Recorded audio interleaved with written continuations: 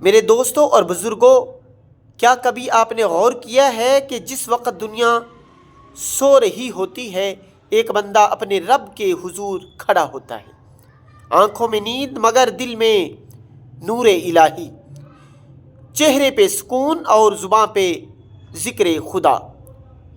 یہی ہے نمازی جسے زمین پر دیکھ کر آسماں والے فخر کرتے ہیں،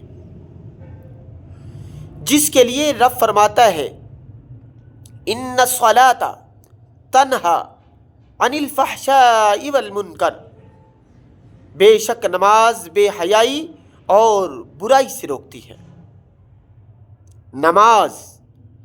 نماز مومن کی پہچان، دل کی راحت اور گناہوں کی بخشش کا ذریعہ ہے۔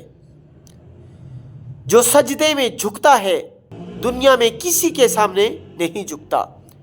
خوش نصیب ہیں وہ جو نماز کو بوجھ نہیں بلکہ نعمت سمجھتے ہیں، کیونکہ جو رب کے سامنے جھکتا ہے اسے دنیا کے سامنے نہیں جھکنا پڑتا۔